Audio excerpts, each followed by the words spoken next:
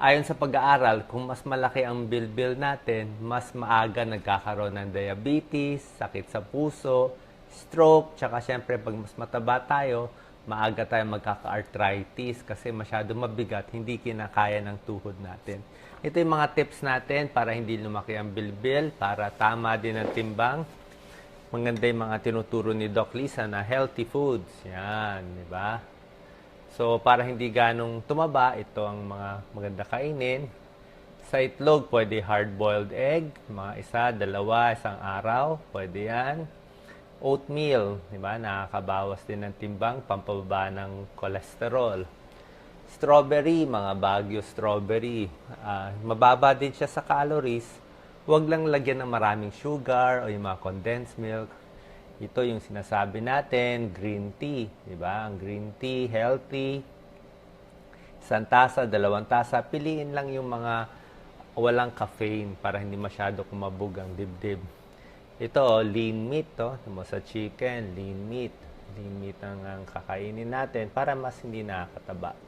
Ang talagang pampapayat natin, an apple a day keeps the doctor away. Ang apple, nakakapayat talaga siya. Pang diet fruit siya talaga.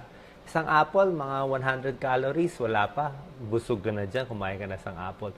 Magandang merienda yan, baon nyo sa school, meron naman mga mumurahing apple. Ang mani, maganda rin yan sa katawan. Pero syempre, sa mani, kailangan ay mga isang dakot lang ang kakainin. Isang dakot lang, wag masyado marami. Pears, ang peras. Para din siyang apple. Marami siyang tubig, nakakapayat din. So, piliin natin yung mga pagkaing mas healthy para hindi lumaki ang ating bilbil. Ito po ang pinaka-tips natin to reduce belly fat. Kung nagtataka kayo, oy doc, bakit ako tumataba? Ano problema ko? Simpleng-simple lang eh. Tanggalin mo ang sugar sa iniinom mo. Yan ang unang gagawin nyo talaga. Bakit hindi ako pumapayat? Simple lang. Tanggalin ng soft drinks, tanggalin ng iced tea, tanggalin yung kape na 3 kutsaritang asukal, yung mga fruit juices na dilata, yung mga bottled drinks, yan lang muna tatanggalin nyo. Tubig lang ang pwede. Wala nang iba. Tubig lang. Kung ayaw nyo ng lasa ng tubig, pwede rin lagyan mo ng lemon water. Lagyan mo konting lemon o kalamansi para may lasa. Yan, di yan nakakataba. Number 2, consume healthy fats tayo. Healthy fats, avocado, healthy fats. Bangus, isda, taba ng isda, healthy fats yan. Olive oil, healthy fats. Bawasan ang carbohydrates. Kanin, spaghetti, french fries, bawas yan. Yan talaga nakakalaki ng tiyan. Ang beer nakakalaki, alcohol. Ito po napakahalaga, 2 to 3 liters, 8 to 12 glasses of H2O water every day. Lalo na sa Pilipinas, 8 to 12 glasses, mainit na panahon natin. Ito po ang isang dahilan bakit kayo tumataba. Nai-stress. Pag nai-stress ang isang tao, tumataas yung cortisol level sa katawan niya. Pag tumataas yung cortisol, gugutumin ka. Kaya mga taong stress, maraming problema, maraming iniisip, laging puyat, hindi natutulog, lagi silang gutom. Lagi silang gutom. Kaya mas maganda, maaga ang tulog. Pag tulog kayo, hindi kayo makakain. Pag puyat kayo, gugutumin. Katulad ng mga tinuro ni Doc Lisa, green leafy vegetables, lean protein, at fresh lemon water. Yan ang maganda. Tapos, syempre, Doc Lisa, malaking bagay din yung pag-exercise. Sabi nga nila, mas maganda yung maggalaw ka. Diba may taong malikot, maliksi. Yung mga taong maggalaw, palagay natin habang may kinakausap, nag-jog in place ka, o mahilig ka kumuha ng mga gamit, akyat, baba, mga trabaho sa bahay. Yung mga taong masipag, mas maggalaw yung katawan, nakakabawas sa mga 200 calories a day. Pero yung laging upo na lang, lagi lang tamad, ang bagal-bagal ng galaw, mas hindi nakaka-burn ng calories. Gusto mo mag-burn ng calories eh. Diba kailangan lagi kang may exercise, meron kang mga ginagawa. Kasi malaking bagay ang exercise sa katawan natin. Malaking bagay yung exercise. So yung exercise, hindi lang siya para sa katawan, pampatalino. Ha? Kasi kita mo, pag tumatakbo siya, nagja-jogging siya, napakahalaga ng tamang jogging attire, ha? Hindi pwede mag-jogging, nakatsinelas, nakapaa, ha? Kailangan rubber shoes para hindi masira ang tuhod. Pag nakapaa kayo, lumang rubber shoes, masisira ang tuhod. Ang tigas nito eh, yan, oh. Tamang attire, exercise, gumagana yung dugo sa buong katawan. Good for the brain. Mas makakaisip kayo. Ang paggagalaw, exercise, tanggal ang stress mo. Tanggal yung init ng ulo. Ha? Nagbibigay sa'yo lalo ng energy. Okay?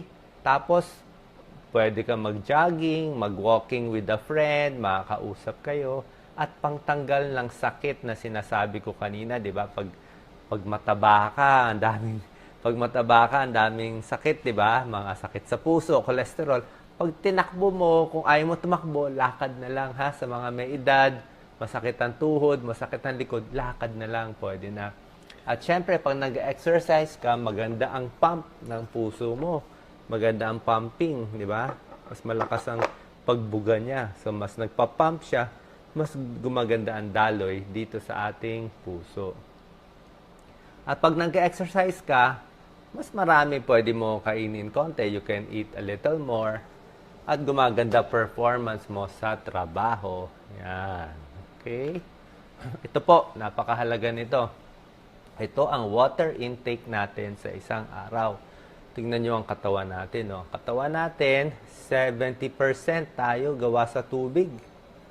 Tubig ang katawan natin, 70% sa dugo, kahit ang buto, may tubig eh.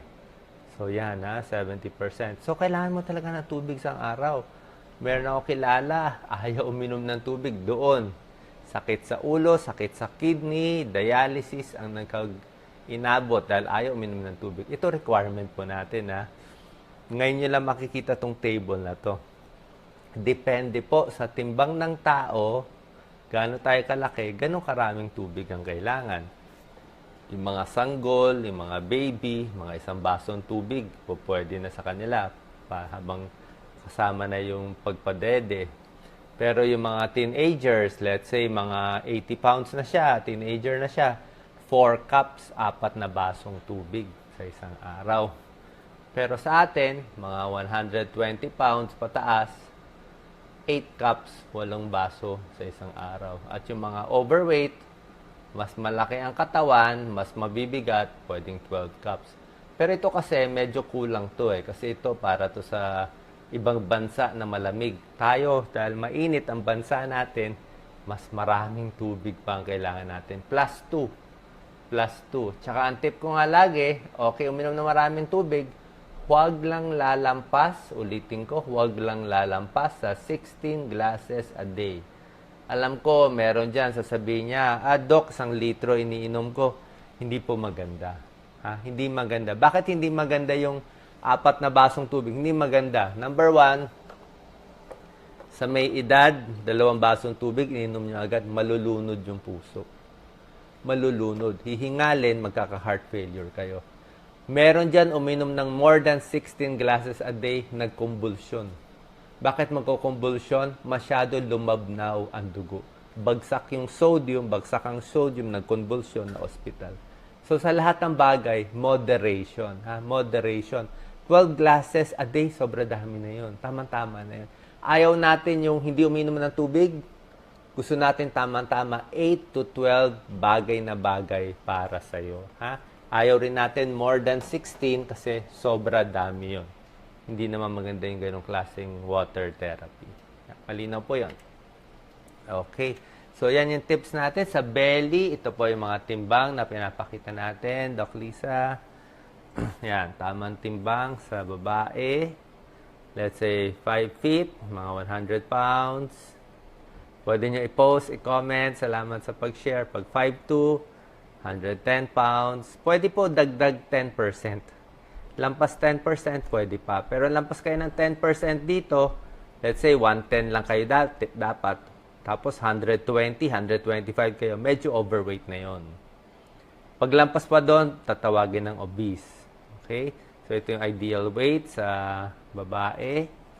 Ito naman yung ideal weight sa lalaki. Palagay natin yung lalaki, 5'4 ang height, 130 pounds. Hanggang 10% dagdag pwede. Pag 5'6 kayo, 142 pounds. Pag 5'8 kayo, 154 pounds. Pwede lumampas ng 10%. So hanggang mga 164, 168 pwede pa. Ang timbang base sa height, hindi po base sa edad eh. Kasi kahit matanda na kayo, hindi porke mas matanda, pwede mas mabigat. Pag matanda kayo, kahit anong edad, kung ang height nyo ay talagang 5'5", 136 lang ang timbang nyo dapat buong buhay nyo, bata o matanda. Dapat nga mas matanda, mas mababa pa konti eh, kasi mas humihina yung buto nila. Tapos, iniingatan din natin yung, ayaw din natin masyadong overweight, Doc Lisa, kasi ayaw rin natin magkaroon ng surgery. Yung iba kasi talaga, sobra ng taba, kailangan ng gawan ng operasyon. Alam niyo ba yung mga tinatawag na bypass surgery, bariatric surgery, yung nagpapapayat, marami na gumagawa niyan. Kaya lang sa ngayon, medyo delikado pa yung procedure, medyo mahirap. Sino yung mga inooperahan? Inooperahan yung tiyan, hinihiwa yung tiyan kasi sobra na sila taba eh. Inooperahan lang yung pasyente kung lampas na ng 100 pounds. Let's say, ang timbang mo dapat 100 pounds lang. Ang timbang mo 200 pounds. Ang ideal is 100. Umabot ka ng 200 pounds plus 100. Yun, iba nire-recommend na. Ganito yun, Doc Lisa, i-focus natin. Katulad nito, may tinatawag na gastric banding. Oh. Yung tiyan, nilagyan ng ipit. Oh. So, mahirap to. Operation to. Hinihiwa pa ang tiyan. Tapos, kahit anong kain mo, hindi ka na makakain ng marami kasi ang lit-lit na nito eh. Pag kumain ka ng marami, susuka ka na susuka. Kahit anong kainin mo, susuka. Paano nakabara siya dito? Papayat ka talaga dito, pero ayaw naman natin ng malaking operasyon at magastos pa. Yan ang ginagawa ngayon sa mga sobrang taba. Banding. Merong isang procedure, bypass, hinihiwa. Ito, medyo malaking operasyon to. Ito yung tiyan ng tao. Ito yung tiyan ng tao. Pinutol. Pinutol yung tiyan, no? So, nawala yung tiyan. Maliit na, pinutol yung tiyan, diniretso na sa bituka. Diniretso na sa small intestine. Yan, no? Diniretso na. So, dahil diniretso na sa bituka, mahirap naman to, tinanggal na to. So, ayaw natin umabot sa ganitong mga operasyon para lang pumayat. Kaya gawin na lang natin yung mga tips ni Doc Lisa para hindi tayo tumaba. Pakita ko lang tong figure natin. Dito tayo. Yan. To, ha? Pag malakas tayo masyado kumain, Doc Lisa, yan o, pakita ko sa yung tiyan. Yes. Siyempre, ito yung tiyan natin. Yan ang tiyan natin. Yung mga matatabang tao, mas malaki ang tiyan nila. Ito, normal na tiyan. Siguro doble. Kaya, dahil kain sila ng kain, doble na ang laki na tiyan nila, na-expand na to. Kaya pag binigyan mo sila isang platong kanin, hindi sila busog eh. Paano laki ng tiyan nila? Kailangan nila 2 plato, 3 plato para mabusog. Kaya ang tip nga natin, kakain kayo ng mas madalas pero konti-konti lang. Half cup rice lang. Half cup rice lang lagi, pahinga muna 3 hours, tapos konting saging, pahinga muna para lumiit ang tiyan. Ha? Pag maliit na ang tiyan mo, mas mabilis ka mabusog. Isa pang paraan, lagyan mo ng tubig. Yan ang style ni Doc Lisa. Isang basong tubig, uminom ka muna para may laman na yung tiyan mo. Konti na lang malalagay mo na pagkain.